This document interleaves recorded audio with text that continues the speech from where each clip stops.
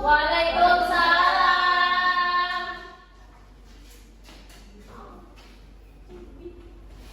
Selamat pagi anak-anak. Pagi, Bu.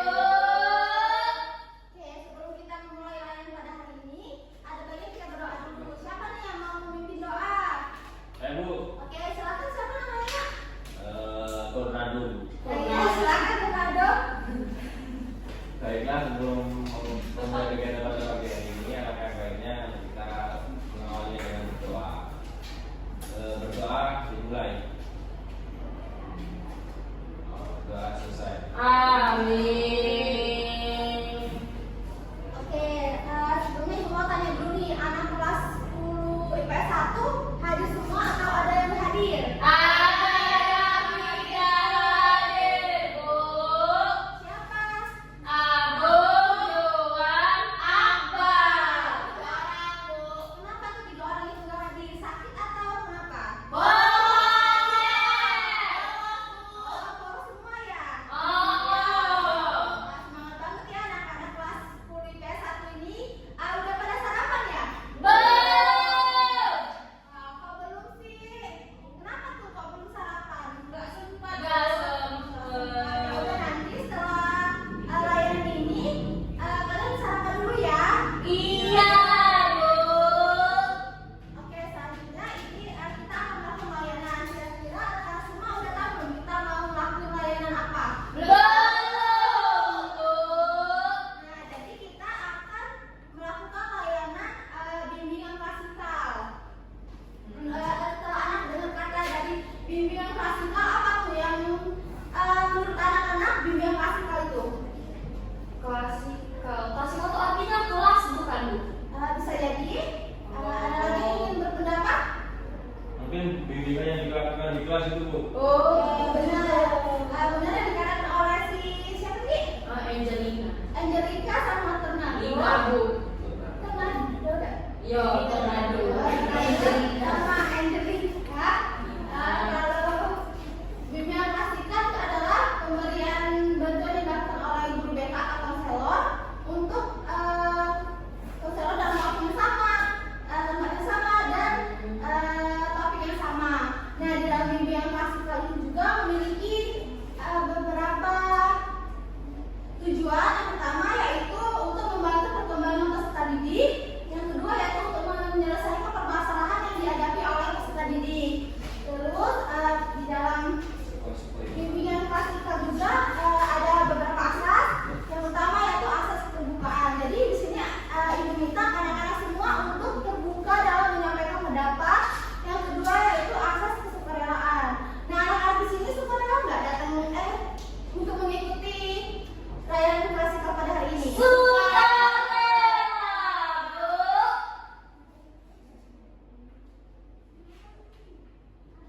Oke, sebelum kita lanjut, ibu ada kesepakatan nih sama anak-anak. Gimana kalau layanan ini dilakukan selama 45 menit? Kira-kira anak-anak semua sepakat nggak? Semangat. Nah, dalam 45 menit itu ada 3 tahap. Tahap pertama yaitu tahap pembukaan seperti yang sedang ibu lakukan. Yang kedua yaitu tahap inti. Tahap inti itu pemberian materi. Dan yang ketiga yaitu tahap penutup yang berisikan kesimpulan dan lembar evaluasi nantinya. Selanjutnya yaitu ibu ada salah satu SDG nih, karena melihat kalian ini kayaknya ada yang semangat, ada yang nggak semangat. Nah, ibu ada SDG namanya mengapa karena. Mengapa dan Karena. Nah, ini pas ya 4 dan 4. Sebelah sini tuliskan dari kata mengapa. Di sini mungkin dari kata karena. Nah, Ayo ditulis, ibu kasih waktu 3 menit cukup ya. Betul. Satu-satu. Kalau satu iya, satu. Makan satu. 2 kelompok satu. Iya, Ya. ini mengapa? Ini karena.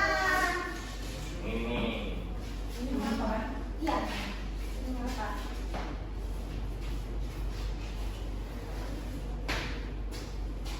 Dikasih waktu 3 menit ya.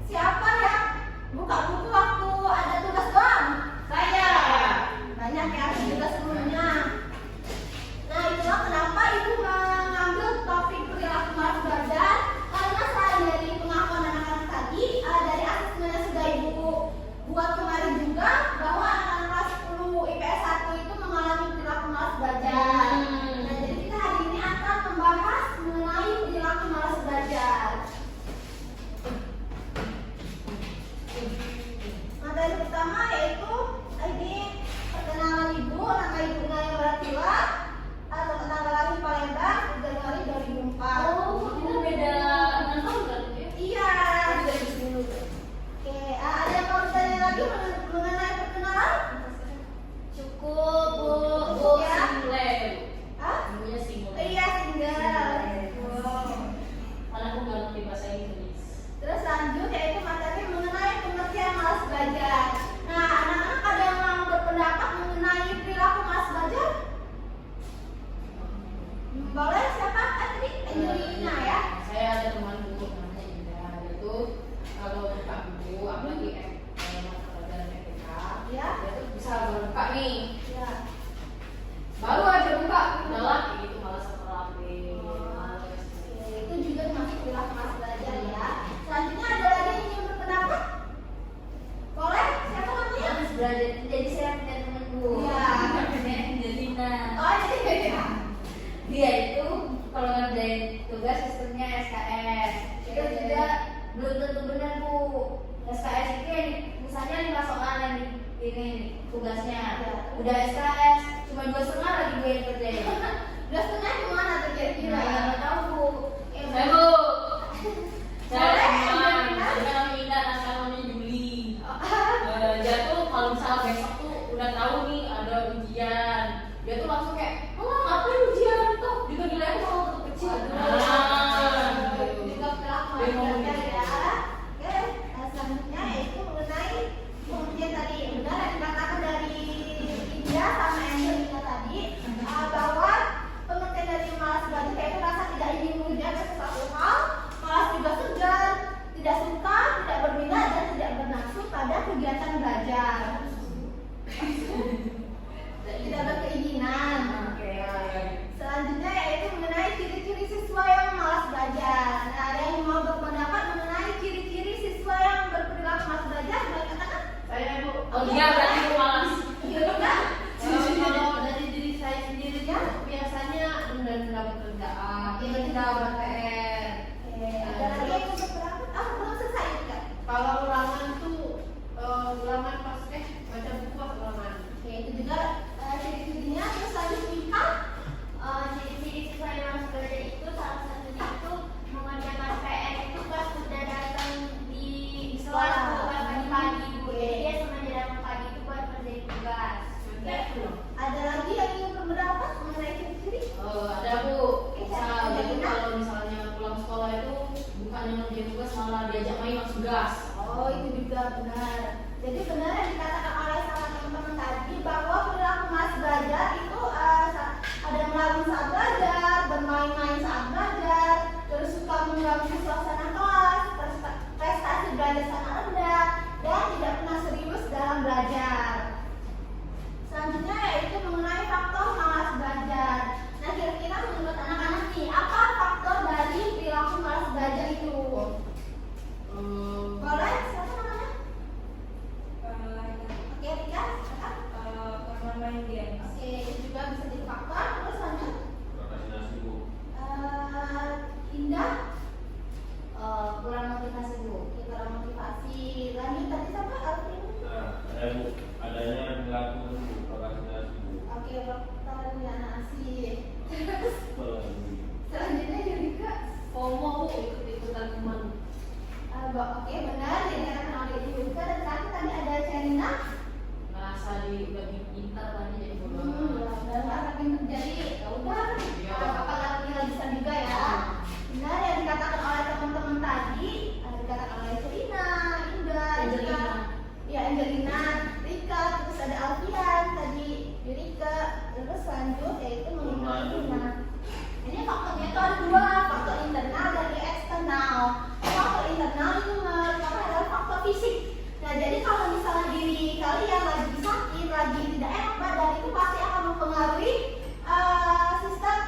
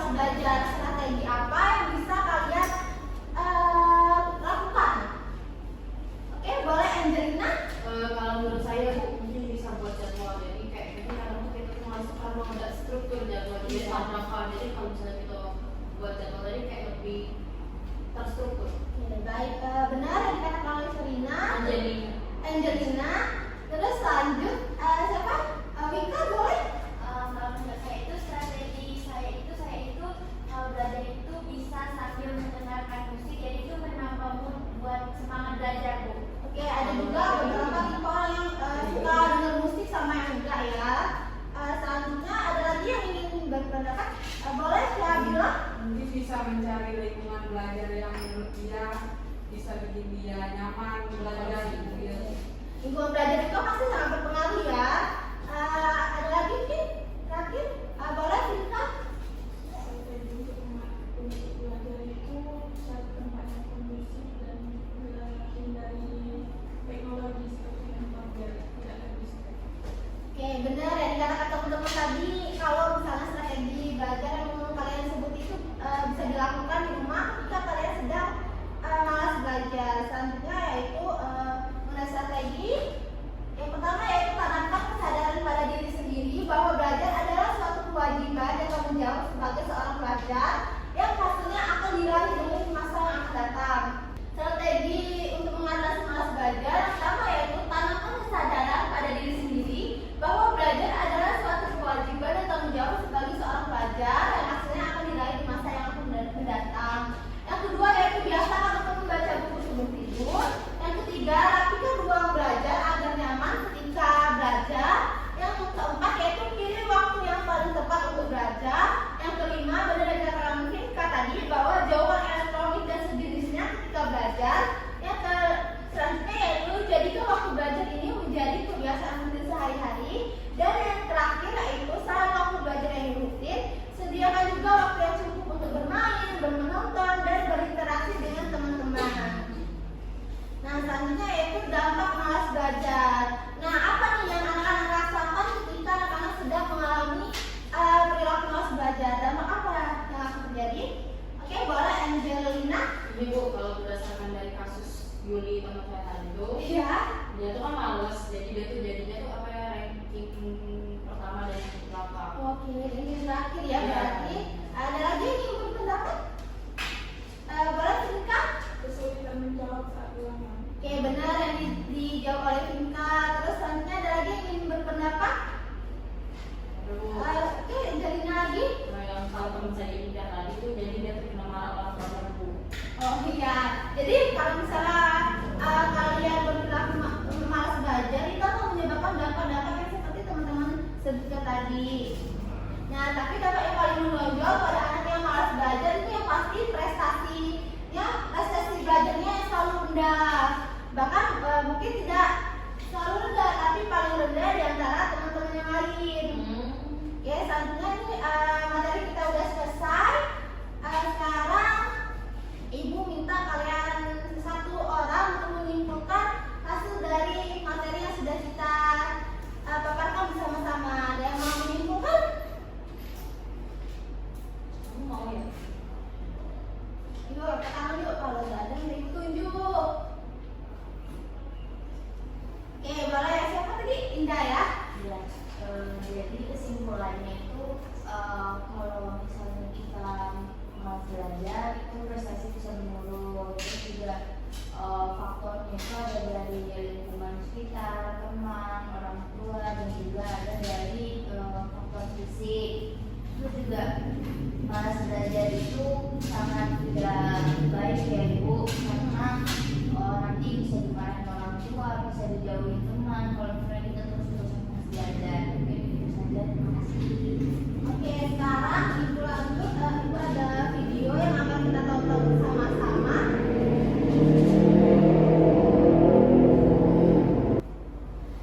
Kita akan menonton video nih.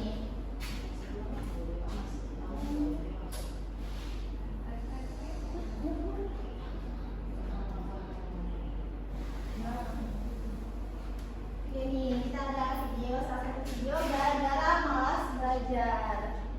Nanti kalian perhatikan dengan baik ya. Nanti Ibu tanya kesimpulan dari video yang sudah kita tonton bersama-sama. Nah, ini kita ada iklan terlebih dahulu. Nah, silakan ditonton anak-anak.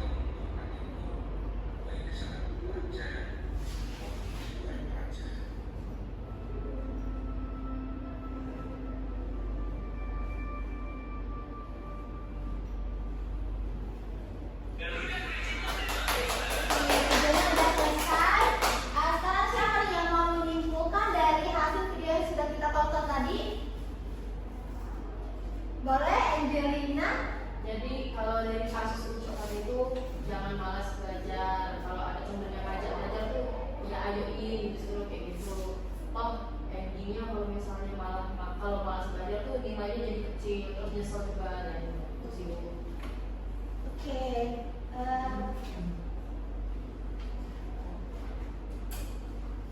Ya benar yang dikatakan oleh Sadina tadi bahwa video yang sudah kita tonton dapat kita ambil hikmahnya bahwa apabila kita berperilaku malas belajar terus juga nggak mau belajar itu kita akan mendapatkan penyesalan di masa yang akan datang. Kita bisa mendapatkan nilai yang rendah, kita bisa dapat nilai yang paling rendah di antara teman-teman yang lain. Itu pasti akan menyebabkan kita merasa malu apabila kita mendapatkan nilai terendah di antara teman-temannya. Nah, sekarang penampilan materi dan videonya sudah selesai. Sekarang siapa ada yang mau bertanya mengenai materi yang sudah kita paparkan tadi? Oke, ada si Indah ya. Mau bertanya Bu, Ya, gimana cara kita nyadarin teman kita yang masih belajar Bu? Padahal kita udah kayak, ayolah belajar bareng biar nilainya nggak segitu-segitu aja. Tapi dia kayak, nggak mau, kamu aja.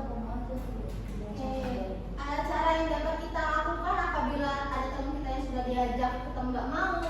Nah, kita bisa juga memberikan motivasi yang pasti, motivasi untuk belajar. Terus juga apabila tetap nih dia nggak mau, kita juga bisa men-sharing video dari Instagram, dari TikTok ataupun dari YouTube mengenai perilaku malas belajar tersebut. Dan di video tersebut pasti ada dampak yang akan terjadi. Nah, itu kalian bisa mengirimnya ke teman tersebut. Dan apabila teman kalian masih tetap nggak mau belajar, sudah dikasih motivasi, sudah diingetin, ya udah kembali lagi ke dirinya sendiri karena yang akan mendapatkan penyesalan itu mereka sendiri, bukan diri kita sendiri. Oke, selanjutnya karena pemaparan sama video kita udah selesai, Ibu ada nih lembar kegiatan peserta didik yang untuk kalian isi. Ini diisi ya.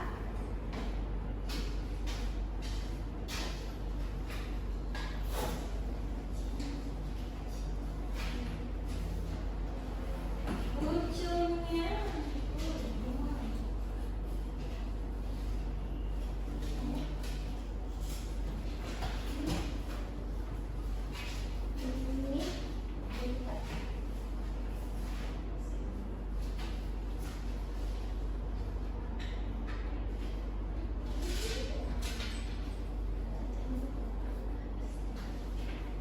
Bu, mau nanya. Ya, boleh.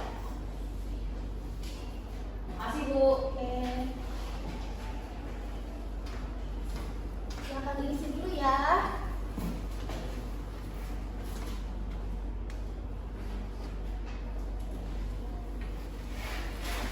Ibu kasih waktu 3 menit lagi ya.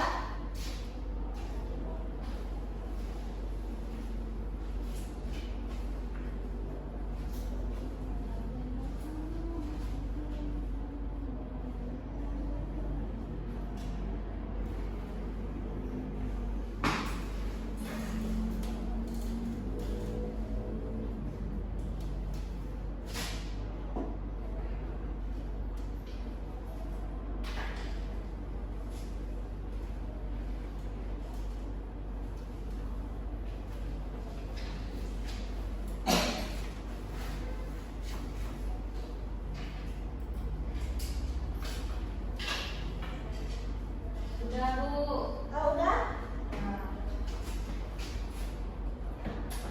Kita buka lagi aja ya biar kita tahu. Ya. Lucu Bu. Oke, udah semua? Sudah. Dan sekarang Ibu minta satu-satu untuk menjawab ini ya. Satu aja mau jawab gitu. Iya, satu aja, satu orang satu. Siapa yang mau menjawab satu? Saya. Oke, ada dua ya, udah orang apa dua-duanya aja. Siapa dulu? Ini kita. Udah di sini aja ya Bu. Jangan dia Indah. Analisis perilaku malas belajar pada dirimu serta penyebabnya. Kalau saya itu sering Ya. buat tugas sistem SKS Bu, sistem kebutuhan. Penyebabnya itu karena saya tuh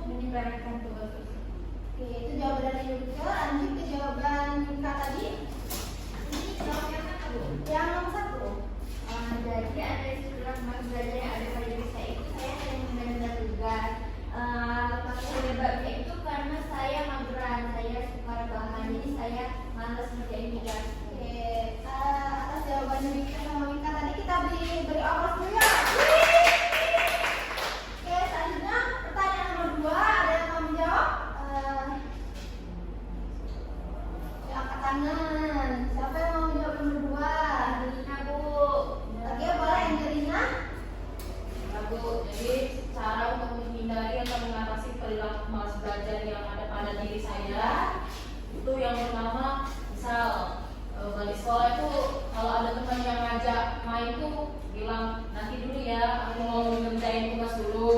Terus kalau misalnya malam ada teman yang mengajak mabar tapi kita belum selesai tugas, diomongin dulu, aku mau ngerjain tugas, kamu udah belum? Gitu. Tanya juga temennya udah atau belum. Itu sih Bu. Oke, terima kasih Teh Rina.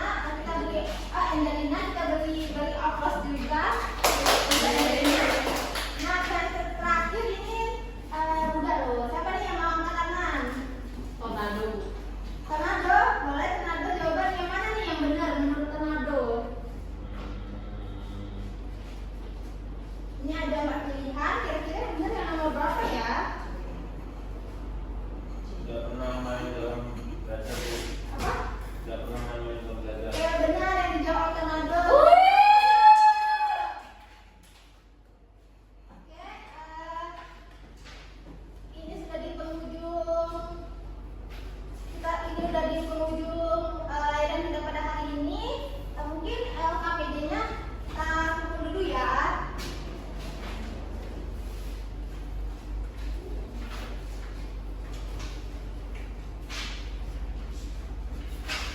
Iya, sama jari Angelina nih ini terus ya, gitu terus ya. Aku. Emang udah? Biasa ini. Ini karena udah selesai, Ibu mau nih kalian kasih pesan dan kesan dari layanan sekolah pada hari ini. Boleh? Buka dulu. Saya mau memberi pesan untuk kegiatan ini. Ya udah boleh buka. Jadi kegiatan hari ini itu sangat bermanfaat sekali karena kita mengetahui